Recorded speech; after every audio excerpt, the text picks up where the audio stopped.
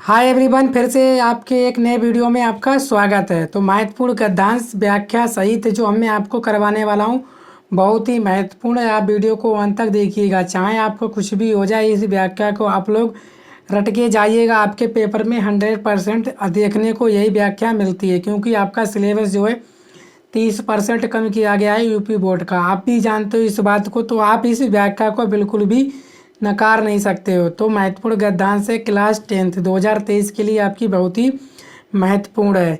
तो उससे पहले मैं आपको एक मोटिवेशन क्योट जरूर देता हूँ।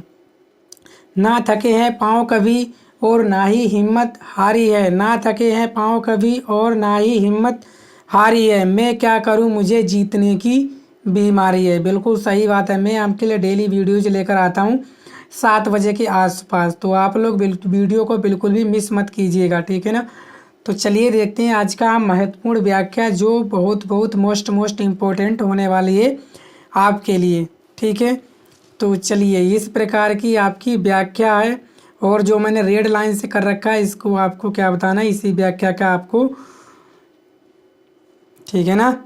आगे, कुसंग का ज्वर सबसे भयानक होता है, ये केवल नीति और सद्वृत्ति का ही नाश नहीं करता बल्कि बुद्धि का भी क्षय करता है। किसी युवा पुरुष की संगत यदि बुरी होगी तो वह उसके पैरों में बंधी चक्की के समान होगी, जो उसे दिन दिन अवनति के गड्ढे में गिराती जाएगी, और यदि अच्छी होगी तो सहारा देने वाली बाहु के समान होगी, जो उसे निरंतर उन्नति की ओर उठाती जाएगी।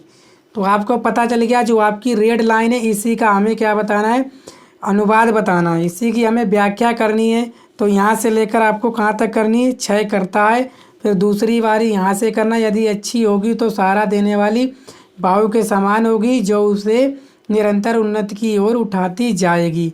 तो आपने पढ़ लिया होगा। तो आपका जो कुसंग मतलब जो बुखार है यानी कि ज्वर है, उसके ऊपर जो व्याख्या है आपको बताई गई, इसका आपको बिल्कुल सही से और अच्छे से बोर्ड एग्जाम में करके आना है, क्योंकि आप भी जानते हो 6 से 7 मार्क्स आपको ये व्याख्या दिलाकर जाती है। तो आपको व्याख्या जरूर तैयार करनी है। मैं आपको मोस्ट इम्पोर्टेंट जो व्याख्याएं आपके बोर्ड में पूछी जाती हैं उन सभी को लेकर आऊँगा। तो बस आप लोग वीडियो में बने रहिए, और चैनल पर अगर पहली बार आए हों तो आप सब्सक्राइब जरूर कर लीजिएगा। तो हमें क्या बताना है, का उपयुक्त गद्यांश का संदर्भ सहित लिखिए, संदर्भ लिखिए और रेखांकित अंश की व्याख्या कीजिए। गद्यांश में क्या संदेश दिया गया है इसके बारे में बताना है। तो उपयुक्त गद्यांश का संदर्भ लिखिए।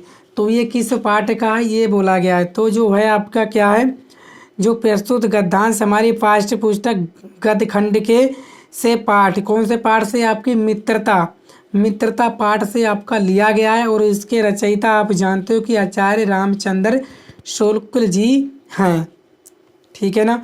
तो आपको चलिए मैं रेखांकित अंश की व्याख्या करके दिखा देता हूँ, ठीक है।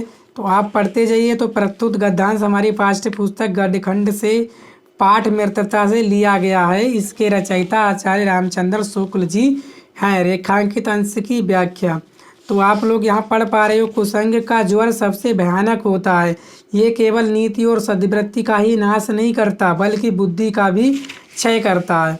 तो क्या हो जाएगा, रेखांकित रामचंद्र शुक्ल जी कहते हैं कि बुरे और दुष्ट लोगों की संगति एक भयानक ज्वर बुखार के समान होती है। जिस प्रकार भयानक बुखार शरीर की संपूर्ण शक्ति को कमजोर कर देता है, उसी प्रकार दुष्टों की संगति में बड़ा व्यक्ति अपनी बुद्धि विवेक सदाचार आदि खो बैठता है, ठीक है। इस लाइन का यही मतलब हो गया कि अपनी बुद्धि का भी क्षय करता है, और जो भी उसके आचरण होते हैं, ठीक है ना, वो सभी क्या करता है, अपना खो देता है। आगे रेखांकित अंश की व्याख्या, यदि अच्छी होगी तो सहारा देने वाली वायु के समान होगी, जो उसे निरंतर उन्नति की ओर उठाती जाएगी। कहने का मतलब ये है कि अगर अच्छी होगी तो उसे सहारा देने वाली जैसे भाव होती है अपनी, उसके समान होगी, जो उसे निरंतर उन्नति की ओर उठाती जाएगी। तो इसका क्या मतलब हो गया, बुरी संगति के प्रभाव में पड़कर व्यक्ति अच्छे बुरे उचित अनुचित का भी ज्ञान खो बैठता है। सुसंगति एक ऐसी बहा के समान है जो गिरे हुए को उठाती है तथा गिरे हुए को सहारा देती है,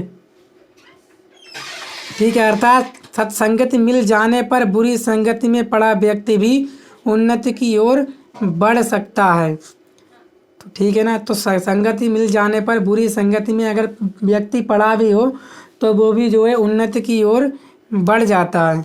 तो इसका हो गया दूसरा। तीसरा क्या पूछा गया, गद्यांश में क्या संदेश दिया गया है। तो गद्यांश में आप जानते हो कि कुसंग को त्यागने और सत्संगति करने का संदेश दिया गया है। तो यही थी आज की हमारी महत्वपूर्ण व्याख्या। तो उम्मीद करता हूँ आप लोगों को समझ में आया होगा। अगर आपको इसकी PDF चाहिए पूरी तो आप हमारे व्हाट्सएप से जुड़ जाइए, लिंक आपको मिल जाएगा डिस्क्रिप्शन में।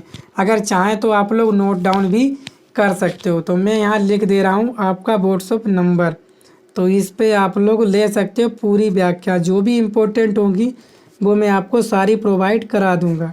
ठीक है, थैंक यू।